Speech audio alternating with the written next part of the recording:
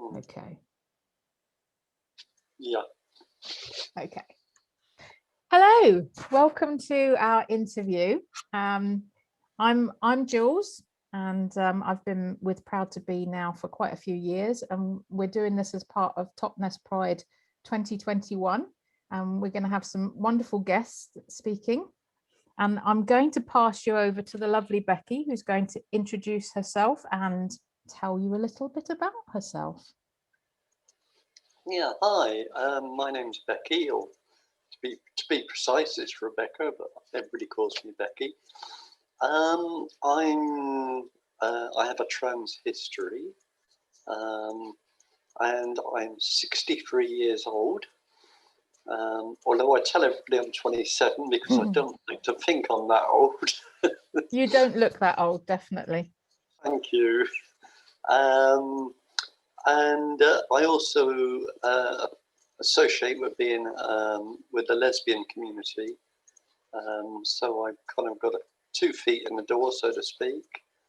And yeah, I live in lovely sunny Devon, as it is today. The sun is shining, and life's good. Fantastic, lovely, brilliant.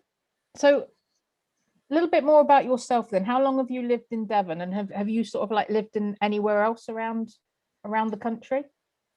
Well, in my life, I have actually lived all over the world because I spent 20 years in the army. And travelled extensively. I lived in the Far East for 2 years and various other countries. Then when I left the army, I went back to Poole, where I was born. A number of years later, when my 2 daughters went off to uni, which is when I started my real life, I looked at the options, and if I stayed in Poole back then, NHS help was done on postcodes. So I would have had to go to London every 6 weeks to see a specialist. Yeah. The train fare to London and back alone would have bankrupted me. Oh, right, okay. So I sold my house. I went off travelling for a year, and my plan was always to come to Devon because they had the Laurels. So did my travel around Europe in a camper van, had a great time. Yeah. Ended up in Devon, met some amazing people, and yeah, I went and saw a doctor and got into the Laurels. Ironically, and this has upset a lot of people in today's world, it was, I think, 3 or 4 weeks from when the doctor sent the letter to I had my first letter from the Laurels saying your first appointment is.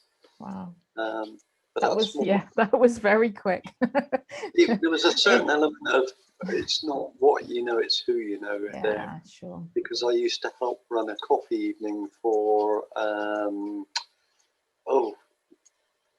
I forgot their name. Intercom Trust. Right. Yeah. Used to help run their coffee evenings, and I was talking to Paul there one day, and we were talking. I said, "Oh, finally got around to seeing the doctor." Blah blah blah. And I said, "So I'm just going to have to wait for a letter from the Laurels now." And this girl said, "What? You want to go to the Laurels?" And I was like, "We have." And she was like, "Why?" I was like, "Because I'm trans, you know." Yeah. And she went, "So I thought you transitioned years ago." So, Okay. "Well, thank you." Yeah. Yeah. Right. Yeah. So she took down my full name, and I think she jumped the queue a bit. Right. Okay. And the Laurels, for anyone that's sort of listening that doesn't know, is the gender identity clinic in Exeter. So yeah, and as we were sort of like referring to the wait is rather a long time at the moment, which is a major issue for our community. So yeah, it's about 4 to 5 years now. Yeah, I know. It's crazy. Yeah. Okay, so onto another question. So when and how did you come out, if you actually did? And who was the first person you came out to? And what reaction did you get?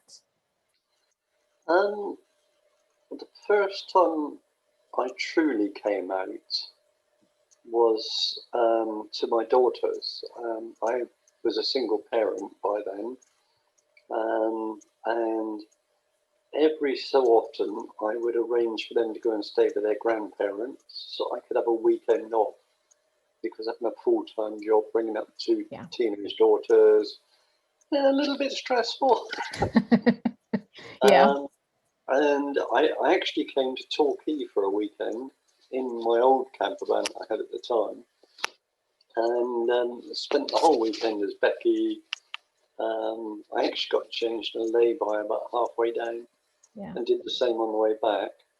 And but I'd made one house rule, and that was no lies. So I said to the girls, if you break something, if something gets damaged, if there's a problem, tell me the truth. I can fix anything. And I was driving back, and the guilt levels were somewhere so high it was unreal. Sorry. And I got home, and about half an hour later, my youngest daughter came back. And my eldest daughter was staying over with a friend that night. And I just felt so guilty. I said, look, we need to talk. Yeah.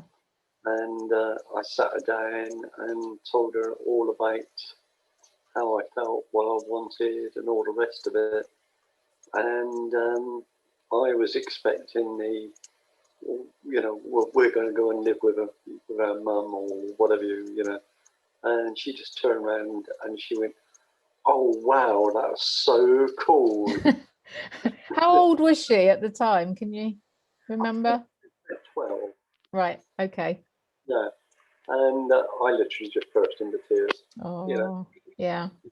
It was, you couldn't have asked for a better reaction. Lovely. And then the following night, I sat my eldest daughter down and gave her the same talk. And got to the end of it, and she just went, "Yeah, I know." And I went, "Did your sister say something?" And she went, "No." She said, "But when you go out, you should close your wardrobe door." Okay. Right. And she said, "Well, I went to use your shower a couple of times, and you've left your wardrobe door open, and you have more dresses in there than you do." Yeah. And I was, "Oh, yeah." Yeah, you were found out. Yeah. I cannot fault the two of them. They've been amazing throughout the whole journey. And it's, my best supporters, and but I put everything on hold for about 4 years until they went to uni, 4 or 5 years, because I had this thing from when I was young. Can you imagine somebody going to school and you go to one parent's meeting and you're the father, and you go to the next one and you're their mother? Yeah. And the next sentence in my head was social services. Yeah. I couldn't risk that. Sure. So we made an agreement between the three of us that I wouldn't do anything till they went to uni. Wow. So you pretty much put your life on hold then? I had been on hold for a few days. Sure. Yeah, but that's still quite a long time going forward, sort of another 5 years or so. So it's a lot, isn't it, really? Yeah. But we used to, it wasn't completely on hold. I remember one day the girl saying, we were talking about fashions and what have you. And I said, well, the biggest problem I have when I'm looking at clothes is that I am very skinny. And I don't really have a shape. And about an hour later, my eldest daughter shouted from upstairs where the lounge was. She said, "Quick, come up here." And I came up, and it was Gok Wan was on television doing one of his fashion programs. And he was talking about different body shapes and styles. Yeah. How you can change them. And he said, you know, for anybody who's got like a very skinny, straight up and down body shape, a big belt done up loosely will change it. And I was sort of listening, don't know about that. And he showed, obviously it was a model on the telly, and yes, it did sort of like, yeah. And I thought, yeah. And my other daughter came in and she saw a bit of it, and she said, well, I've got a big belt upstairs. She said, go get yourself changed and let's see what we can do. And that to me was a real landmark moment, because suddenly I had more of an hourglass figure to the art. Sure. You know, as opposed to that. Yeah. You know. But how lovely to have your daughters supporting you like that, and you know, sort of encouraging you, and you know, it's really lovely. Yeah, I mean, the irony is that a number of years later, my youngest daughter, when she was at uni, I'd been to see her for the weekend. And then on the Monday night, she rang me, and she said, look, I've got to try and tell you something, and it's, you know, you might find this a bit, she was really struggling, and I thought, I know exactly what you're going to tell me. And but I let her carry on, and she turned and she said, I've got to tell you, it's no good, I don't know how else to say this. She said, I'm a lesbian. And I went, oh, wow, that's so cool. Said, what? Why do you say that? And I said, that's what you told me. Yeah. Yeah. You know, lovely. I actually knew, because her girlfriend was sat on one settee, she was sat on another settee, and I was sat in the armchair in the evenings that weekend. And every time they would touch hands as they walked past each other, or they would stare at each other. The sign was so big, it was unreal. Yeah. But how interesting it is that even though she must have known that you would be totally accepting, that it was still quite a difficult thing to say for her. I suppose a big thing for her to say as well. So yeah. You know, definitely. You know, it just goes to show how you know the world perceives the LGBTQ. Yeah, absolutely. You know, the fact that, you know, even if your parent is one, they're still like, oh, don't know about that. Yeah, absolutely. Yeah. And I mean, you sort of described, you know, how and who you came out to. What year, around what year did you sort of come out to your daughters? And oh God, one of them was 12, so can you work it out? Yeah, that was 18 years ago. Right. Okay. Yeah. Yeah. Okay. Yeah. But I mean, obviously, you know, you've been trans all your life. You would have known that for a long time. So kind of, you know, going back, and this is kind of sort of like the next question, what was life like as you were sort of like growing up, you know, knowing that you were different, and you know, what were people like? What was your experience? To me, life was quite hard. Yeah. Because I didn't actually know there was such a thing as trans. Right. Yeah. Never heard of the words transgender, and what have you. And when I was at school, I was incredibly skinny and quite short. But as I got into secondary school, we'd been on a holiday to Amsterdam, family holiday, and I saw these hippies, and I thought, that's what I want to be when I grow up, a hippie. Yeah. So I grew my hair long, and I wore flowery clothing, and but almost everybody else at school was either a skinhead or a greaser. Right. So I did get picked on an awful lot and bullied. So school days were pretty rough, and home life wasn't a great deal better, because my parents were very, very religious. Mm-hmm. Yeah. And you know, I mean, it was many years later, but I was sat there one evening when I was home on leave from the army, and my younger brother, who's 10 years younger than me, said, oh, Top of the Pops is on, we've got to watch Top of the Pops. So we all got up from the dining table and went into the lounge, and he put Top of the Pops on, and the very first act that came on was Boy George, Yeah. with the song Church of the Poisoned Mind. I knew you were going to say that. Yeah. He started singing, and my dad went, ugh, what's that? And I just looked at him and went, the clue's in the name, it's a boy called George. And inside me, I was like, yay! Yeah. And on the outside, it was completely, Yeah. you know, so yeah, home life wasn't the best or easy. And I knew I was very different, but I couldn't explain why. There was no words for it back then, you know. And the irony is, you know, not long after that, I actually ran away and joined the army because I wanted to get out of the home life. It was, this might sound sad to say to some people, but it was religion that drove me to join the army. Yeah. Not because I wanted to be religious, but to get away from it. Yeah, sure. Yeah.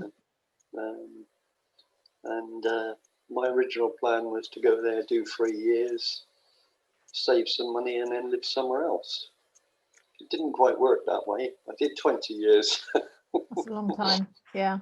Yeah, but that's when I found out I was incredibly good at sports, and so I didn't have to work for a living a lot of the time. I just went off and played sport. So Yeah. someone's going to pay you to go and train and play Fair sport. Yeah, I can live with that. Yeah.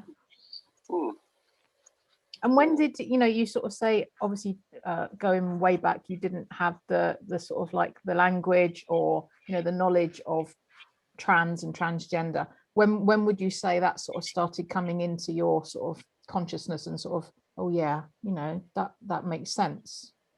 Probably about, I'm trying to work it back on my daughter's age. Probably about 20, 22 years ago, something like that. Yeah.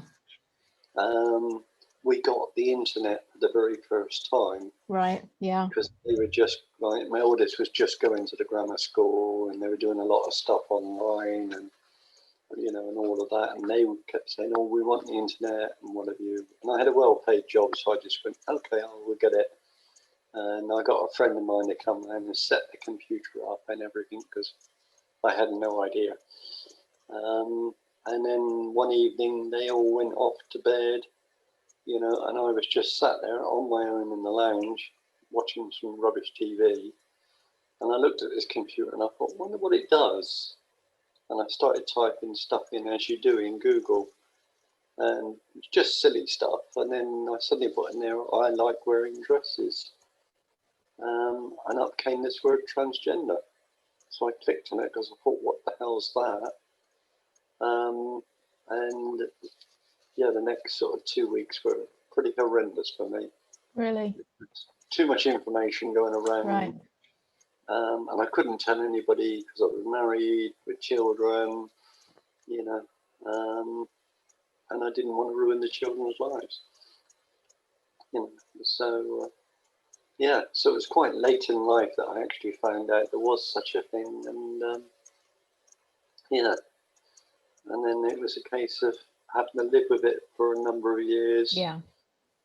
And then living it in a slightly different fashion for a number of years before I could actually do anything. Sure. But, Yeah. yeah.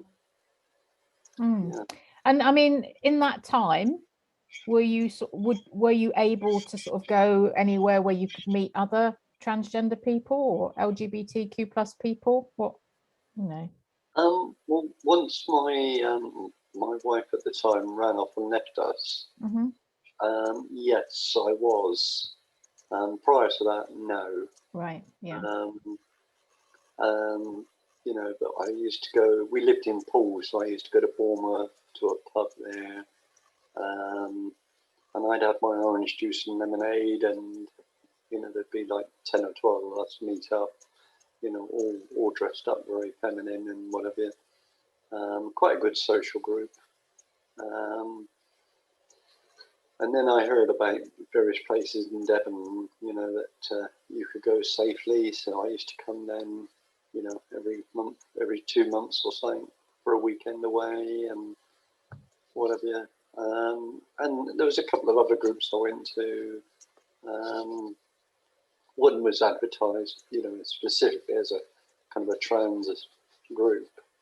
But I only went there once or twice because to me it was more about just people cross-dressing. Right. They were in a totally different outlook Yeah. on life. Yeah. So yeah, but I did find a few places I could go. And I was lucky once I'd come out to the girls, I could come in from work, go get showered, changed, and come back down in a dress. And, as long as we weren't having visitors that night or the kids didn't have their friends round, it was totally acceptable. Sure. So, yeah. Oh, okay, thank you. And I mean, you mentioned sort of like school was not good when you were younger, and obviously you went into the army, but since you came out as trans and since you started living your life as a trans woman, how has that sort of affected work life? Initially, quite dramatically. Like I said, I sold my house, gave up my job, went off travelling, and when I got to Devon, I was living as a woman, and trying to get a job was almost impossible. And you just, you got the feeling that they spotted you as you walked in the door, and they were like, "No, we're not having you here." Yeah. I actually had somebody in one of the retail outfits. It was a charitable shop as well. They were looking for a part-time somebody, which was a paid job. So I went for the interview, and I didn't get the job. So I asked them, could you give me some feedback? And their feedback was, "We don't think you'd fit in with our customers." Oh, yeah. Yeah, so that was quite common. I tried the same with Tesco's, and the chap said, "Oh, you're not the sort of person we would like in our shop." Wow. Yeah. Yeah, yeah. But a few years later, I got a job working in care, and I've worked in care for the last 4 years. I stopped doing it in September last year. But that's more to do with the fact that I've got problems with my own body now. My knees are completely shot. So as a care worker, you have to kneel down quite a lot. Yeah, absolutely. Yeah. If I kneel down, I need a care worker to get me up. So currently I'm not working, and I'm awaiting hospital appointments by the dozen. But that could be as long as whatever. Yeah. Who knows? Yeah. So you'd say things have sort of started to change a little bit now, do you think, with workplaces, or well, some workplaces maybe? Oh, definitely, yeah. I think there's an awful lot more acceptance now than there was 10 years ago. Or maybe I just do a better job now than I did 10 years ago. It's kind of hard to say, isn't it? Yeah. But when I first moved here to Exeter, which was only about 18 months ago, and I moved here at the end of February, and spent a week getting the house straight and all the rest of it. And I walked up the nearest street to where I live, and there's a cafe up there. And then we just thought, I'll go and have a coffee. And we sat there having a coffee, and there was a thing up saying, part-time staff required. So I said to Tracy, when the cafe, I said, I'd be interested in that. She said, "Oh, have you worked in cafes?" And I said, "Oh, yeah, I worked in this cafe, and I worked in this cafe over the years, I said, mainly doing the front of house, the barista bit and all the rest of it. And we had a real good chat. And she said, "Right, come in on this day for a trial shift." I came in, did the trial shift, and then the next morning on the news, the government shut the country. Yeah. Mm. So, you know, but that was a good experience, and I still go to that cafe on a regular basis. But I was there yesterday. Lovely. Yeah, so it's nice to hear that that's sort of, you know, instant, you know, acceptance. There's no issues whatsoever. Yeah, definitely. That's kind of like hopeful for the future, isn't it, that things are changing? Yeah, and I mean, all the care companies, I worked for probably 5 or 6 different care companies over the years, and they've all been, one of them was a bit like, because you've got to do a DBS. One of them said to me, "Oh, we got to do this DBS," and I said, "Oh yeah." I said, "But when we do the form, you've got to send it to the sensitive team." And this chap said, "What's the sensitive team?" And I said, "That's for them to know and you to find out. It's not for me to tell you." Wow. Yeah. And then he said, "Right." So I think it's the second set of questions. He said, "Were you known by any other names?" And I was like, "No." And he said, "Are you sure?" And I knew what he was getting at. Yeah, sure. "No." He's going, okay. He said, "You know that if you don't fill that out correct, you won't get a DBS, therefore you can't have a job." And I said, "That's why it's going to a sensitive team." Yeah. And he was like, yeah, okay. And we filled it out. I got the job. And then a couple of weeks later, I was in the office and he called me in and he said, "I've been doing a bit of reading up on what have you." He said, "And you were very right in what you said." He said, "And I apologise for asking the wrong question." I said, "That's all right." I said, "If you need to know anything, you know, feel free, you know." I mean, that's so refreshing, isn't it? He actually sort of like looked it up and, you know, realized that he'd made the mistake and actually had the, you know, was big enough to apologize. I mean, that's fantastic. Yeah, one of the things I've enjoyed doing over the years is actually delivering training courses and awareness courses. And I'm one of those weird people that really enjoy standing in front of people and talking. Yeah. You know, to me, that's easy. But to most people, that's the most terrifying thing on earth, isn't it? Yeah, sure, it can be. Can be, definitely. So, yeah, and I do work with the police now as a volunteer. I did last time I lived in Devon as well. You know, to me, it's worthwhile work because you can get the police to change. Yeah. And help not only my own community, but the whole LGBT community in some shape or form. Yeah. So, you're making a difference.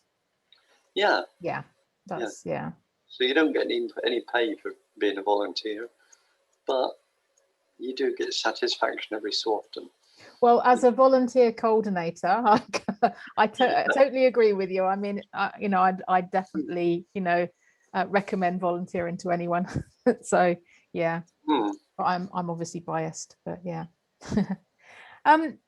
Thinking about sort of like since you've come out as trans and since you've lived as a trans woman, what would you say has been sort of like the most difficult thing for you? Has there been anything that's particularly difficult? I would say social acceptance. It's getting better, and it's very rare that I have any comments these days. But when I first came out, the amount of times someone would point and shout at me and laugh and whatever. And I mean, I remember walking down Torquay High Street one day, just doing some shopping, and this bloke coming the other way stopped, pointed at me and started shouting as loud as he could some really horrible stuff. And I was just sort of looking for a quick exit. Yeah. And I spotted a policeman stood in a doorway about 200 yards away. So I quickly skirted round and went down to the policeman and said, "Did you hear all that?" And he said, and he just turned his notepad and said, "I've been writing it down." And I said, "Will you come with me then?" And he went, oh yes. Oh, And we went wow. up there, Yeah. and he explained to the man what he said was illegal, cannot be done. And in the meantime, he'd been on the radio, and a police van arrived, and they handcuffed him and put him in the back. And Brilliant. and I was like, oh, thank you so much. But I was really quite shaken because it was so public. And we had quite a crowd around us at the time. Yeah. And this police officer said to me, come with me, let's go, we need a bit of paperwork to do. And we walked 200 yards down the road, and he said, do you want a coffee? And I said, I could do with one. And we went in, and he actually bought me a cup of coffee as well.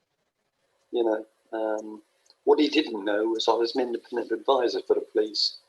So I took a note of his badge number. And a couple of hours later, I rang up the chief superintendent of Devon and Cornwall and said, I cannot thank you enough for this officer, because I felt he needed that thank you from the top as well. Yeah, absolutely. This is how you do it. He did everything that he was supposed to do. Yeah, absolutely. Yeah. But I have found over the last sort of 4 or 5 years that I don't seem to get that anymore. Touch wood. I just go about my normal life, and everybody seems to accept who I am. Good. That's good to hear. Yeah.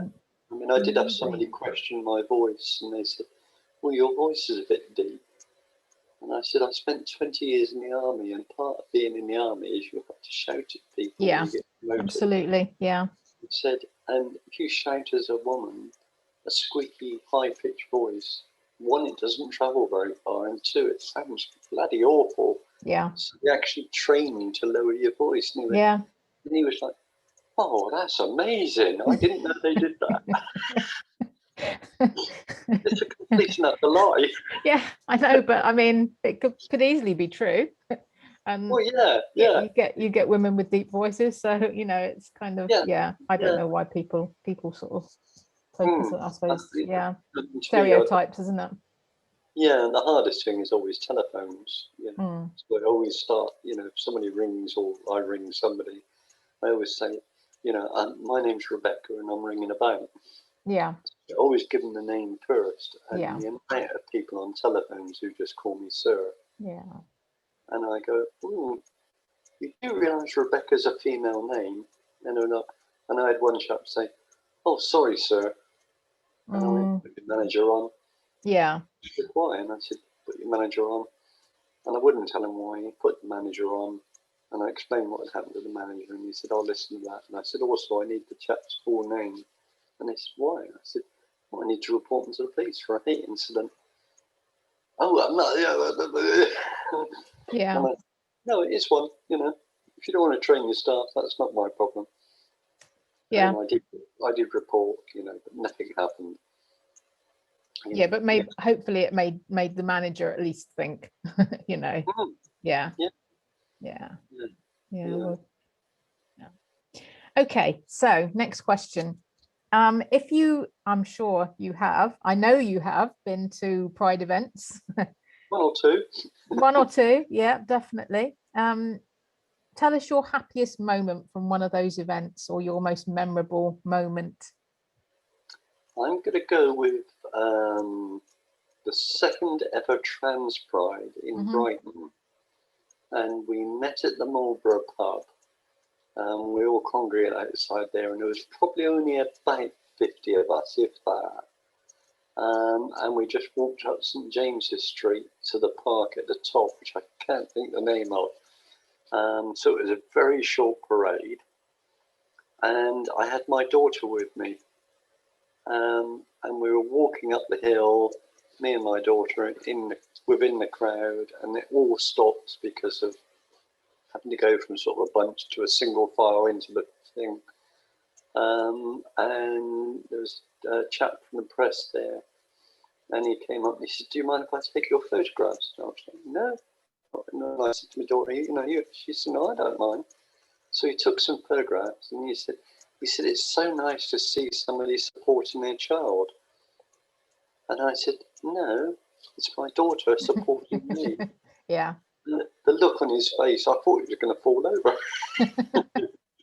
But it was just so many people who just, wow, you've got your daughter with you at Pride. Oh my God, that's amazing.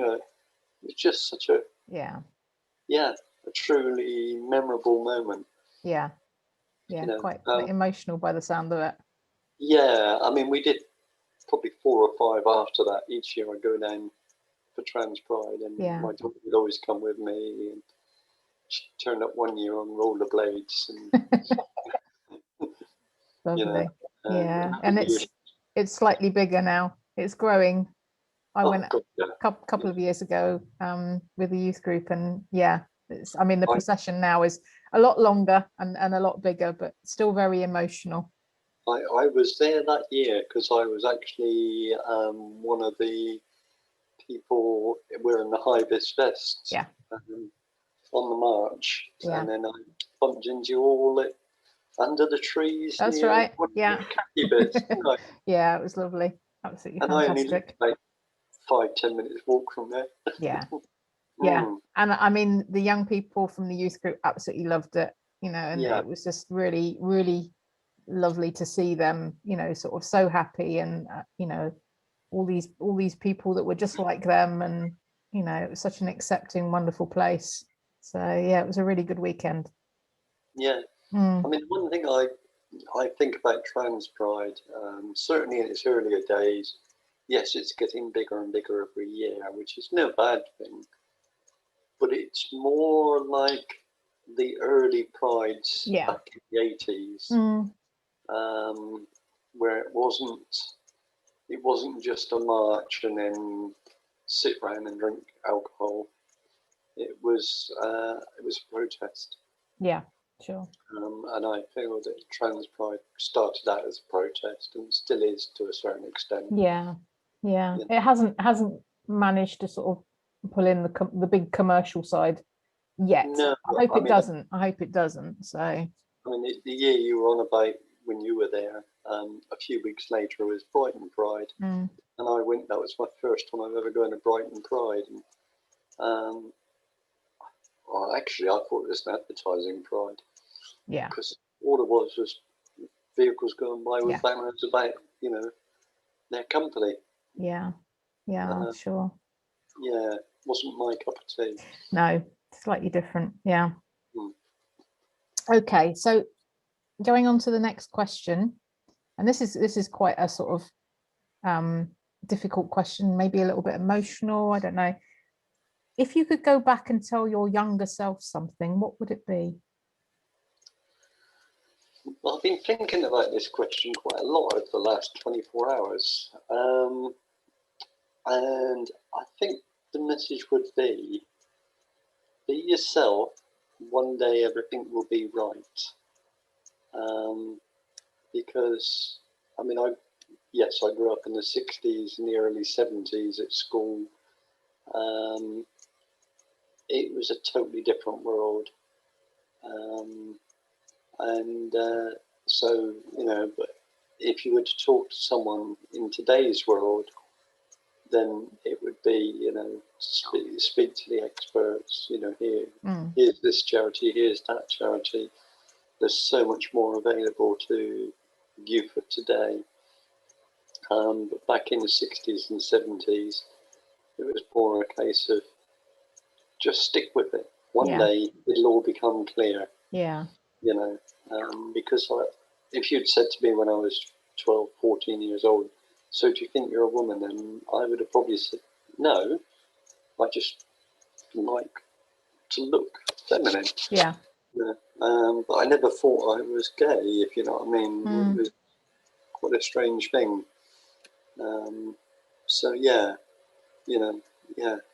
I think the message would be that, one day you'll sit back and look back on life and you'll be like, it did work out. Yeah. It's good. Yeah. Brilliant. Yeah. That's a really nice thing to tell yourself when you're younger, because it must, when you're younger, sort of like nothing's going to work out, is it? It's all sort of gonna, so I can, and lastly, what would you like to say to young LGBTQ plus people now? What sort of advice would you give them, particularly young trans people? I think one of the things that I like to think about is age is just a number. So it doesn't matter whether you're 12, 20, 40, 50. You know, if it's the right time for you, it's the right time for you. And also not to get sucked into this sort of ritual of, oh, you've got to do this, you've got to do that, you've got to do this, you've got to do that in certain orders. Do it your way, and it'll work out. But if you do it as defined by a sheet of paper, that's not enjoying your transition. That's following a to-do list. Yeah. And, you know, I mean, you know, some people say to me, why did I wait so long? Even after I'd come out to my children. And, well, one was because obviously, you know, there was, in the back of my head, there was the social problem. But also the fact that, you know, what I did to change my life shouldn't affect my nearest and dearest life. But when I did start living full-time as a woman,